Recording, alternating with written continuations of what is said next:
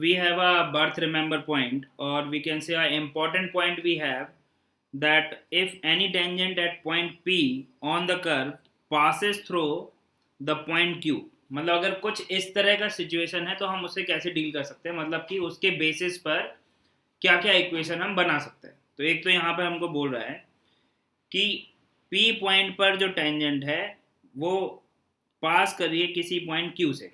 तो अगर हम ये सिनेरियो लें कि ये जो एक कर्व हो गया, इसके किसी पॉइंट P पर जो टेंजेंट आपने ड्रॉ करी, लेट से T एट P, उस टेंजेंट, वो जो टेंजेंट है वो किसी एक पॉइंट Q से पास कर रहा है। तो अगर ऐसा हो रहा है तो हम क्या कर सकते हैं, यहाँ से हम बोल सकते हैं कि slope of tangent eight point P is same as saying dy by dx at P, कि ये जो अगर हमारे पास में y is equal to F X function है, इस फंक्शन का अगर हम dy by dx इवेलुएट कर लें एट पॉइंट P पर, तो वो क्या रिप्रेजेंट करेगा, slope of tangent at that point. ठीक बात है यहाँ तक तो। और अगर ये जो टेंजेंट है, अगर ये एक तो पॉइंट हो गया x1 y1 से जा रही है और एक पॉइंट हो गया x2 y2 से जा रही है, तो एक तो तरीका ये हो गया कि आप क्या करो कि इस टेंजेंट का slope, so slope of tangent at P is same as saying y2 minus y1 upon x2 minus x1, that is slope of line PQ। क्योंकि दोनों ही जो इक्वेशन है वो सेम लाइन को ही रिप्रेजेंट करेगी। कि अगर हम PQ जो लाइन है उसकी इक्वेशन लिखें और slope at point P evaluate करें और फिर हम y minus y one is equal to m times x minus x1 से देखें, तो स्लोप जो है वो सेम होगी। क्योंकि दोनों मेथड से, चाहे हम dy by d x at P evaluate करें या फिर हम 2 पॉइंट फॉर्म में जो हम लाइन की इक्वेशन लिखते हैं, तो स्लोप लिखने के लिए हम लिखते हैं y2 minus y one divided by x2 minus x1, वहां से हम स्लोप लिखें। दोनों ही केस में it will represent the slope of the tangent. तो अगर हम यहाँ पे बोलें कि now what we can say that it is same as saying that dy by d x at P is same as slope of the line PQ, that is y2 minus y one divided by x2 minus x1। तो यहाँ से हम ऐसा बोल सकते हैं। तो अभी हमारे पास में ये एक, हम बोल सकते हैं this is an important step we have to follow. तो अगर हम इस बात को दिमाग में रखें तो हम बोल सकते हैं कि यहाँ से slope of the tangent at P को हम दो तरह से इवेलुएट कर सकते हैं, जिससे कि हमको इस तरह के प्रॉब्लम को सॉल्व करने में आसानी होगी। ठीक है। So now let's say on the same concept we have a problem to solve, and the statement of the problem is that the tangent drawn to the curve y is equal to x cube at the point 2 comma 8. Okay, so tangent to the curve y is equal to x cube at the point 2 comma 8, ठीक है, at the point 2 comma 8, ठीक है। Okay, again intersect, क्या बोल रहा है आगे में कि again intersect the curve at point Q, now we have to find the point Q। तो अब यहाँ पे क्या हो रहा है, यहाँ पे बोल रहा है कि tangent to the curve y is equal to x cube पर कोई एक पॉइंट है 2,8, तो x इज इक्वल टू अगर हम 2 पुट करेंगे तो y का वैल्यू 8 आ गया, मतलब कि ये पॉइंट ऑन द कर्व है। ठीक है, तो इस पर हमने टेंजेंट ड्रॉ करी, again intersect the curve at the point Q, और ये जो टेंजेंट है ये वापस से जाके कर्व पर किसी एक पॉइंट पे मिल रहा है। ठीक है, तो हमको बताना है then we have to find that point Q। तो हमको उस पॉइंट Q के कोऑर्डिनेट बनाने हैं। ठीक है बात। तो अब आप देखो, अब आप इसको इस तरह से मानो कि लेट से tangent at point P, that is 2,8, meet the curve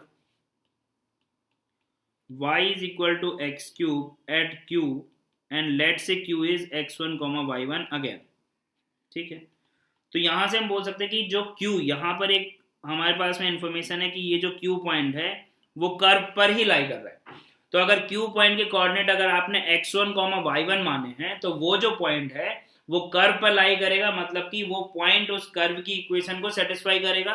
तो हम यहाँ से बोल सकते हैं कि y1 जो है वो x1 क्यूब के बराबर होगा। This is one relation we have in between x1 y1।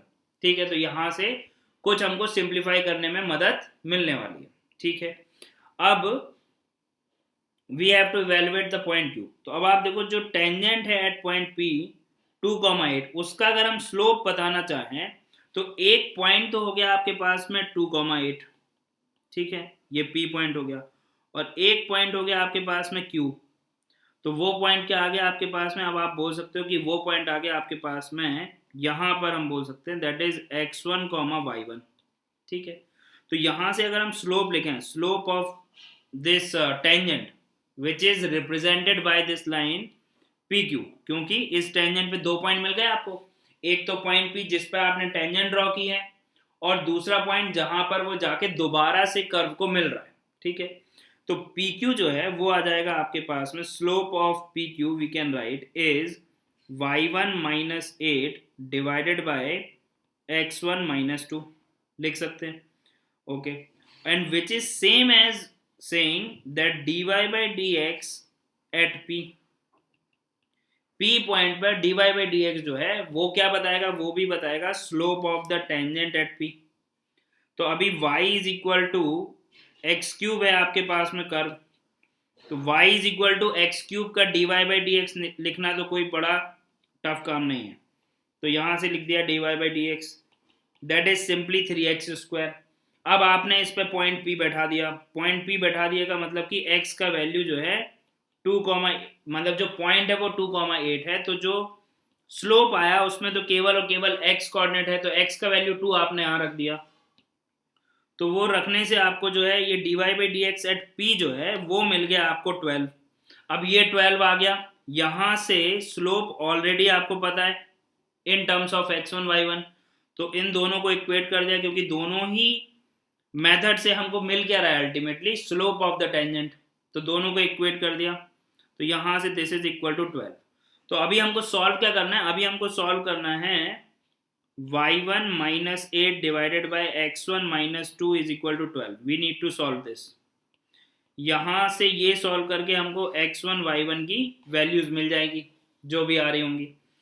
अब आप देखो यहाँ पर y1 is equal to x1 cube है, तो यहाँ पर दो अननोन है x1 y1, और अगर हम y1 को x1 क्यूब से रिप्लेस करते हैं तो केवल और केवल एक ही अननोन बचेगा, तो ये तो ठीक रहेगा ऐसा करना। तो -2 divided by x1 minus 2 is equal to 12। अब देखो a cube minus b cube के फॉर्मूले से x1 minus 2 into x1 square plus 4 plus 2x1 is equal to 12 and divided by x1 minus 2। अब x1 तो वैसे भी 2 के बराबर नहीं हो सकता है, तो इसको कैंसिल आउट कर दो, क्योंकि जो पॉइंट P है वो ऑलरेडी 2,8 है, तो उसी पॉइंट पर टेंजेंट और वापस से उस कर्व को उसी पॉइंट पे थोड़ा ना मिल रही है, ऐसा थोड़ा ना बोल रहे। तो x1 तो 2 वैसे भी नहीं हो सकता है, तो x1 can not be equal to 2, क्योंकि अगर x1 2 हो गया तो ये पॉइंट 2,8 फिर से P मिल जाएगा, तो P और Q पॉइंट मर्ज हो जाएंगे, तो ऐसा नहीं है।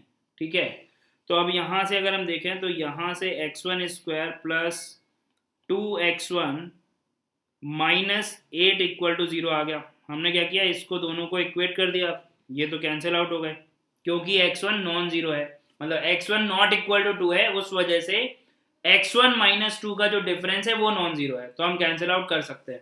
ठीक है, नाउ इसको अभी हम सॉल्व कर लेते हैं। तो यहाँ से क्या आ गया आपके पास में x1 का स्क्वायर प्लस 2x1, अगर हम +1 कर दें और -1 कर दें, तो +1 करने से ये तो परफेक्ट स्क्वायर बन गया, और -1 किया और -1 के साथ में -8 मतलब कि -9, और उसको शिफ्ट कर दिया तो वो बन गया 9।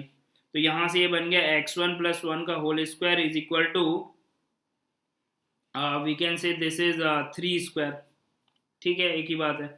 तो अब इसको सॉल्व करना है हमको, तो x1 + 1 का whole square is equal to 3 square में अगर हम दोनों तरफ से स्क्वायर हटाएंगे तो यहाँ पे तो आ जाएगा mod of x1 + 1 is equal to कितना आ गया 3, तो x1 + 1 is equal to +3 and x1 + 1 is equal to -3, हमने मॉड हटा दिया, तो x1 इज इक्वल टू यहाँ से आ गया 2 और यहाँ से आ गया x1 इज इक्वल टू -4। अब आप देखो x1 इज इक्वल टू 2 हम पहले ही बोल चुके हैं कि ये तो पॉसिबल नहीं है, तो दिस इज नॉट पॉसिबल क्योंकि this will give again the point P, तो ये तो पॉसिबल नहीं है। तो x1 का वैल्यू जो पॉसिबल है वो आ गया आपके पास में x1 इज इक्वल टू -4। अब x1 इज इक्वल टू -4 है तो y1 जो है वो तो है x1 का क्यूब, सो -4 का क्यूब इज -64। तो ये आ गया आपके पास में वो पॉइंट जिसपे कि टेंजेंट जो है 2,8 पर जो टेंजेंट है वो -4, -64, -4 का क्यूब -64, तो वो जो पॉइंट Q है वो पॉइंट आ गया आपके पास में। Now the point Q is we can say -4, -64, जहाँ पर जाके वो टेंजेंट जो है कर्व को दोबारा मतलब वापस से मिल रही है, ठीक है। अब आप इसको अगर ग्राफिकली देखना चाहो तो now we can say that let's it, ये तो आ गया आपके पास में y एक्सिस, ठीक है, और ये आ गया हमारे पास में लेट्स से x एक्सिस, ठीक है। और अगर हम कर्व ड्रॉ करें y is equal to x cube, तो y is equal to x cube जो है वो कुछ इस तरह से हमने बना दिया, ठीक है। अब 2,8 पर जो टेंजेंट है वो टेंजेंट लेट्स से 2,8 पर टेंजेंट, यहाँ कहीं हमने कोई एक पॉइंट मान लिया 2,8। अब इस पर अगर हम टेंजेंट ड्रॉ करें लेट्स से इस तरह से, ठीक है, तो इस 2,8 पॉइंट पर जो टेंजेंट है, ये जो पॉइंट है 2,8, इस पर टेंजेंट जो है वो वापस जाके किसी पॉइंट Q पर मिल रहा है उस कर्व को, ये पॉइंट P हो गया। अब ये जो Q पॉइंट है वो आ गया आपके पास में -4, -64, ठीक है। ये कर्व था आपके पास में y is equal to x cube. So I guess now this is clear. तो हमने क्या किया था, यहाँ पर इस पॉइंट को कुछ मान लिया था, इस पॉइंट को हमने मान लिया था x1 y1, ठीक है। तो और फिर हमने PQ जो लाइन है उसकी स्लोप लिख दी, एक बार तो लिख दी y2 - y1 upon x2 - x1 से, और एक बार जो है इस पॉइंट पर dy/dx एवेलुएट कर लिया, दोनों को इक्वेट कर दिया, और ये फैक्ट भी यूज कर लिया कि ये जो x1 y1 पॉइंट है वो इस कर्व पर ही होगा, तो y1 इक्वल टू x1 का क्यूब, ये एक रिलेशन हमने यूज कर लिया, ठीक है। तो generally x1 y1 x2 y2 में डील करने से बेटर होता है कि हम किसी एक पैरामेट्रिक फॉर्म में अगर हम लिख पाए तो वहां से जो है नंबर ऑफ अननोन्स जो है वो कम दिखने लगते हैं, ठीक है। कैलकुलेशन तो डिपेंड करता है प्रॉब्लम टू प्रॉब्लम, लेकिन नंबर ऑफ अननोन्स जो है वो कम दिखने लग जाएंगे। जैसे कि अभी हमको जो अगर हम देखें तो अभी हमको x1 y1 बताना है, मतलब कि दो अननोन बताने हैं, ठीक है। अगर हम यहाँ पर y is equal to x cube पर अगर आपको कोई एक पॉइंट लेना है, अगर हम पैरामेट्रिक कोऑर्डिनेट इसके खोज पाएँ, पैरामेट्रिक इक्वेशन से अगर हम लिख पाएँ, तो y is equal to x cube में अगर x का वैल्यू t रख दिया तो y का वैल्यू t क्यूब आ गया। तो y is equal to x cube को हम x is equal to t and y is equal to t cube से रिप्रेजेंट कर सकते हैं इन द पैरामेट्रिक फॉर्म। अब रेदर देन कि हम पॉइंट x1, y1 चूज करें, हम अगर पॉइंट जो है वो t, टी क्यूब चूज करें या t1, t1 क्यूब अगर हम चूज कर लें, तो अब आप देखो अब आपके पास में केवल और केवल एक ही अननोन रहा, और यहाँ से जब अगर हम t को एलिमिनेट करेंगे तो वापस से हमको ये इक्वेशन मिल जाएगी। तो अगर हम पैरामेट्रिक कोऑर्डिनेट यूज करते हैं तो नंबर ऑफ अननोन्स जो हैं वो कम दिखाई देंगे, तो हमें सॉल्व करने के लिए कम इक्वेशंस की जरूरत होगी। तो यहाँ से अगर हम पैरामेट्रिक कोऑर्डिनेट्स को यूज करके अगर यहाँ पर अगर हम सॉल्व करें तो again we can say the method is same. हम यहाँ से बोल सकते हैं कि let's say by using parametric coordinates